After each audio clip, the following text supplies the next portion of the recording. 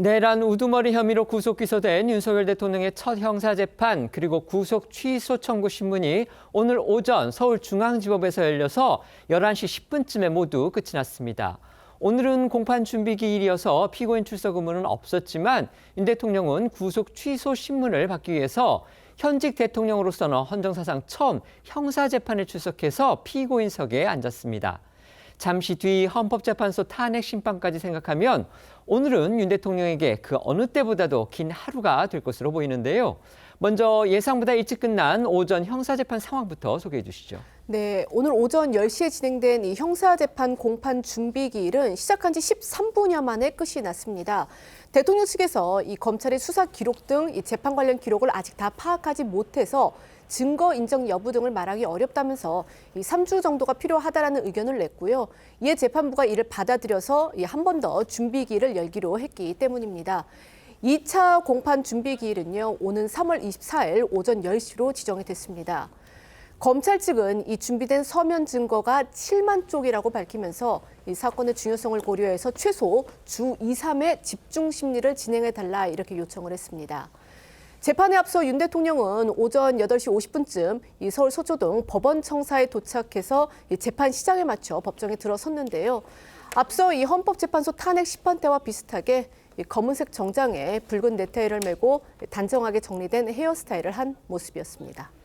형사재판 준비기일이 끝난 다음에 곧바로 대통령 측이 청구한 구속 취소 청구의 신문이 이어졌습니다. 이 역시 1시간이 채 안 돼서 마무리가 됐습니다. 법정에서는 어떤 얘기들이 오갔는지 이 부분도 소개해 주시죠. 네, 윤 대통령 측에서는요, 구속기한이 만료된 뒤에 기소가 이뤄져서 현재 불법 구금 상태라는 논리를 폈습니다.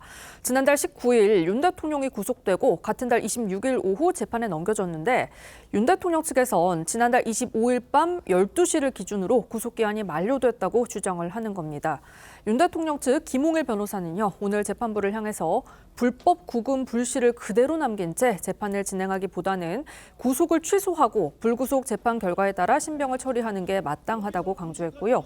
형사소송법상 혐의의 소명 정도, 도주 및 증거인멸 우려 등이 구속 사유인데 윤 대통령은 전혀 해당하지 않는다고도 주장했습니다. 당초 윤 대통령이 직접 재판부의 구속의 위법성을 주장할 거다라는 예상과는 달리 오늘 구속 취소 신문에서 윤 대통령은 직접 발언하진 않은 걸로 전해졌습니다. 형사 재판을 마친 뒤 윤 대통령 측 이야기 조금 더 들어보겠습니다. 쟁점이 이제 구속기간 문제와 그리고 인치 문제, 공수처 검사와 이제 검찰청 검사 간의 업무 관련해서 인치 문제, 그리고 내란죄가 성립 안 된다는 문제, 증거인멸의 우려가 없다는 문제, 이런 쟁점들에 대해서 충분히 설명을 드린 것으로 생각합니다. 변호인들이 충분히 의견을 개진했고 오늘의 쟁점은 아무래도 절차적 요건에 관한 부분이어서 특별히 말씀하실 게 없던 것으로 알고 있습니다. 반면 검찰 측은 구속기간 내에 기소가 이뤄졌다며 절차상 문제가 없다는 입장인데요. 검찰은 구속기간은 시간이 아닌 날로 계산하는 데 이론의 여지가 없다며 체포 적부심 기간을 고려하지 않더라도 유효한 기간 내에 적법하게 구속됐다고 맞섰습니다. 또 어떻든 현직 대통령 신분이기 때문에 구속에서 풀려날 경우 증거인멸 우려도 여전히 있다고 했습니다. 법원의 구속 취소 여부, 이거 언제쯤 결정될까요? 재판부는 이 추가 서면을 열흘 이내에 제출을 하면 숙고해서 결정하겠다 이렇게 밝혔거든요. 이에 비춰보면 특별한 사정 변경이 없다면 앞으로 열흘 안에는 결정이 나올 것으로 보입니다. 법원이 오늘 이 구속 취소 청구 신문 기일을 별도로 잡은 것 자체가 이 사안의 중대성을 감안해 이 충분한 숙고 절차를 갖기 위해서 이례적으로 잡은 것이기 때문에 오늘 이 신문 내용을 판단을 하고 결정을 내리는 데에도 이 법원은 상당한 시간을 가질 가능성이 제기가 되고 있습니다. 윤석열 대통령이 오늘 이제 대통령 측이 청구한 거죠. 구속 취소 청구 신문, 이 형사 재판에 출석을 했습니다. 좀 불명예스럽기는 하지만 어쨌든 헌정사상 현직 대통령 신분으로는 처음으로 피고인석에 앉은 그런 상황이 오늘 연출이 됐습니다. 그런데 이 구속 취소 청구 신문과 관련해서 법원이 10일 내에 추가 자료 내면 숙고해서 결정하겠다 이렇게 밝혔습니다. 결국 이제 오늘 당장 어떤 결론을 내리지는 않은 것 같아요. 그럼 앞으로 며칠 동안이라도 이제 숙고할 시간을 갖겠다는 건데 어떤 부분을 좀 집중적으로 볼 것으로 그렇게 예상하십니까?